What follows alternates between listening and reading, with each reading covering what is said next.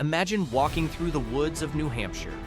Around you, there are only trees, the sound of wind, and a trail that looks completely ordinary.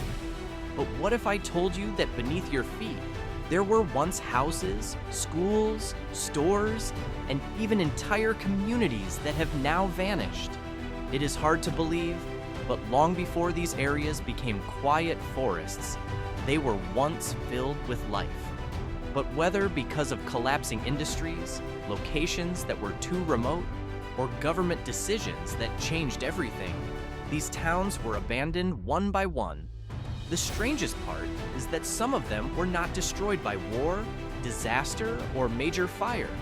They simply disappeared slowly until nature finally took everything back.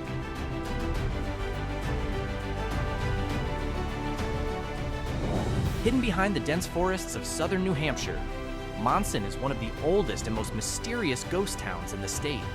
Founded in 1735 as a colonial settlement, Monson once attracted settlers who hoped to build a new life on the New England frontier. But that hope did not last long.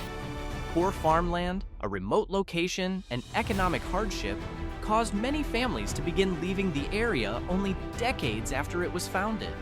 Unlike many ghost towns in America that were abandoned after mines closed or industries collapsed, Monson failed before it ever became a stable town. That is what makes its story so unique. Today, all that remains are stone foundations hidden among the trees, traces of old colonial roads, and building ruins slowly being swallowed by nature.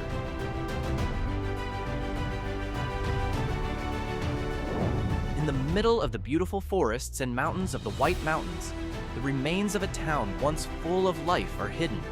Its name is Livermore, and many people consider it the most famous ghost town in all of New Hampshire. In the late 1800s, Livermore grew because of the booming timber industry.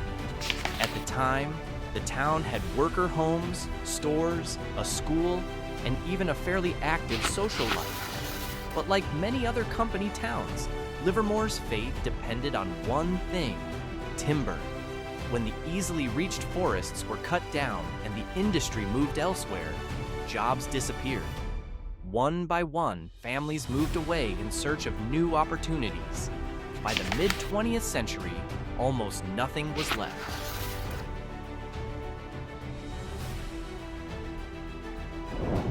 Looking at the Carrigain area today, it is hard to believe this place, now filled with dense forest and hiking trails, was once home to a busy community.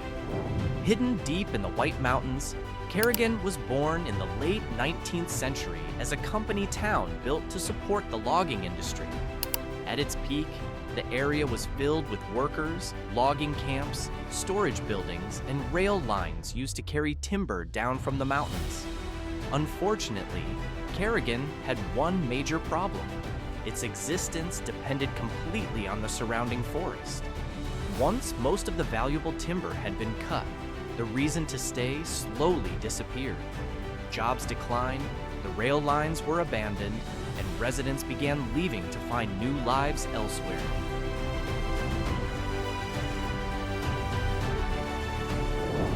Deep in the heart of the White Mountains, there is a place called Zealand that once became a perfect example of a town born from one industry and lost when that industry left. Today, most people know Zealand as a quiet forest area and hiking destination. But more than a century ago, this place was once filled with the busy lives of timber workers. In the late 1800s, logging companies saw major potential in the dense forests around Zealand. But Zealand's success had an expiration date. The more trees were cut down, the closer the town came to the end of its life. When the easily reached forest began to disappear and operating costs rose, the company slowly pulled out. With no jobs and no economic reason to stay, residents began leaving the area.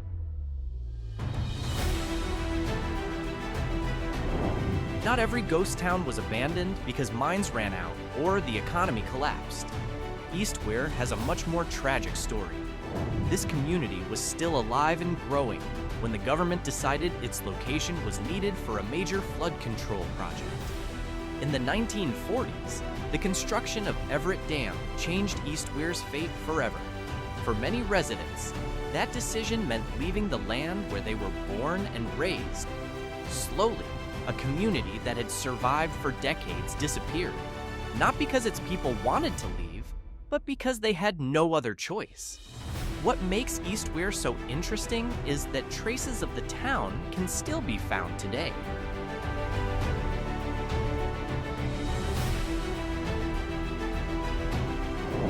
If Eastweare was a community sacrificed for flood control, then Old Hill Village suffered an almost identical fate, only on a larger scale. Long ago, this area was the center of life for the people of Hill, a rural community founded in the late 18th century along the Pemigewasset River. For more than 100 years, life continued as usual. But everything changed in the 1940s when the federal government launched a major flood control project in the region. To build the reservoir and water control area, most of the village had to be emptied. Hundreds of buildings were moved or destroyed, and residents who had lived there for generations were forced to find new homes. In a short time, the once busy community center vanished.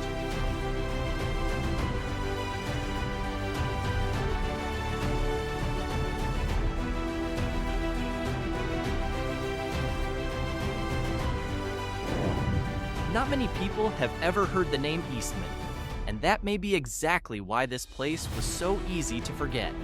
Eastman was one of those small inland communities that slowly faded until it finally disappeared from the living map of New Hampshire. In the 19th century, several families settled in this remote area, trying to build a life among forests and hills that were beautiful but harsh. But like many small New England settlements, Eastman faced the same problem. The location was too isolated, and economic opportunities were limited. No single major event destroyed Eastman. There was no massive fire or great disaster. That is exactly what makes the story interesting. Eastman did not die overnight. It disappeared little by little.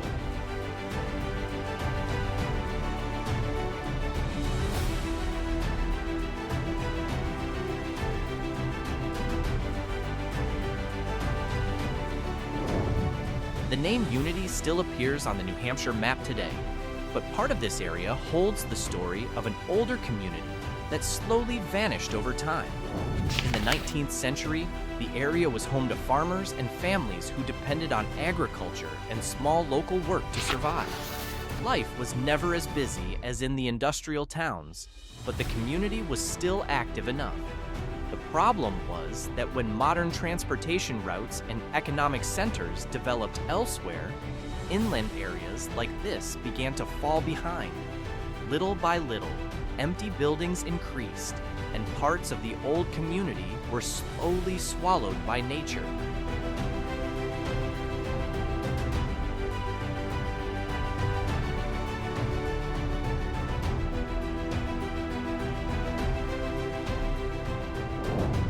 Among the steep mountains and dense forests of northern New Hampshire, there is a name that still appears on maps but is almost never heard in daily life: Kilkenny.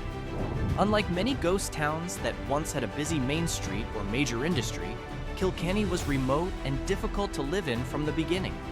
In the 19th century, a few settlers tried to build a life in this area. They cleared land and built homes, but the difficult terrain, harsh winters, and limited economic opportunities made life in Kilkenny much harder than expected. Over time, many families decided to move to places with better transportation access and better jobs. The population, which had never been large, kept shrinking until the community practically disappeared.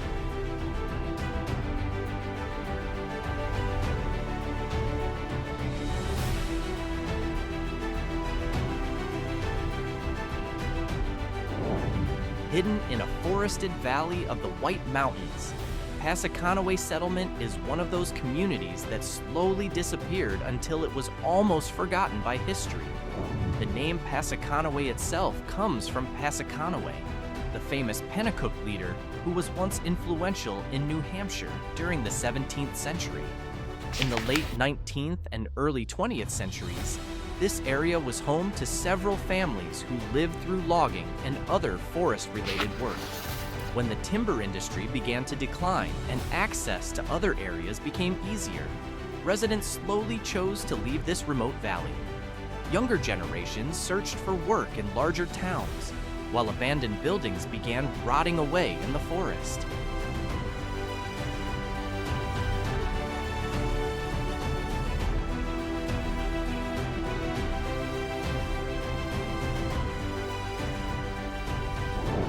When travelers stop at Rocky Gorge to enjoy the fast-moving river and dramatic rock scenery, few realize this area was once home to a small community in the mountains of New Hampshire.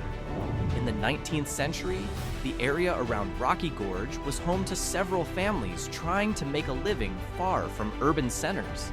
Life here was not easy. Roads were limited, winters were famously harsh, and most residents depended on small-scale farming, logging, and other local economic activities to survive. For several decades, the community managed to endure, but as transportation improved and better job opportunities appeared elsewhere, more residents chose to leave.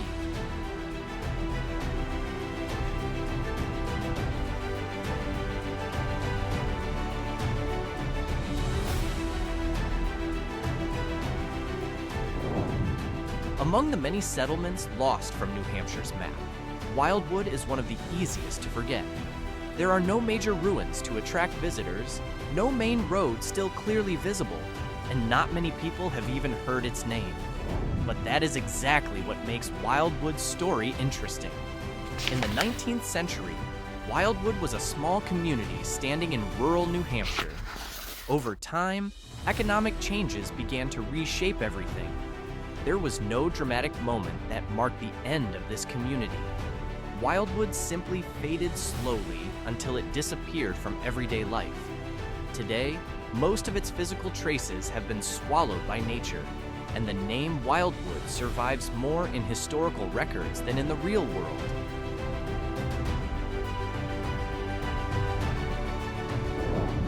If some ghost towns in New Hampshire were abandoned after industries collapsed or government projects forced residents to relocate, Alderbrook has a much quieter story.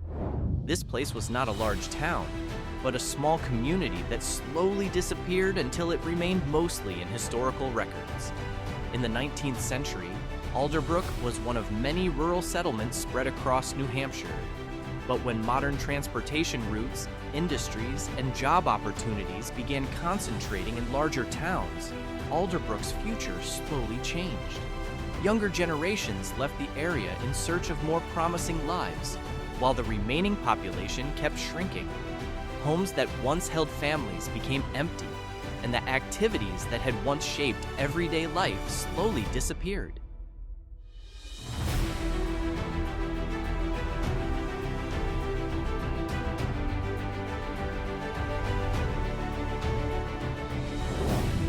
Unlike most locations on this list, Roxbury is not a pure ghost town that has completely vanished from the map.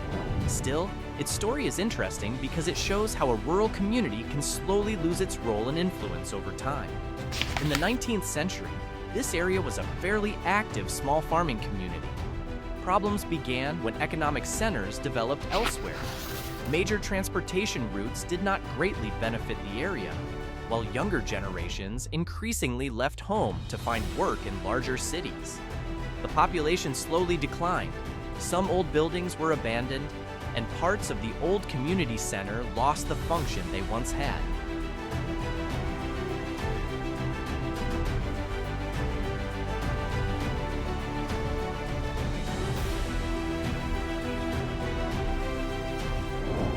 Far off the coast of New Hampshire and Maine, there is a group of rocky islands known as the Isles of Shoals.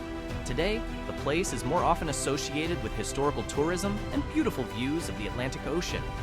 But several centuries ago, these small islands were once among the busiest coastal communities in New England. In the 17th and 18th centuries, the Isles of Shoals were a busy fishing center. Hundreds of fishermen and their families lived on these islands, taking advantage of their strategic location in waters rich with fish. But life at sea was never easy. Over time, the fishing industry changed, transportation improved, and more residents chose to move to the mainland, where life was more comfortable. A population that once reached hundreds continued shrinking from generation to generation. Some islands eventually lost almost all of their permanent residents,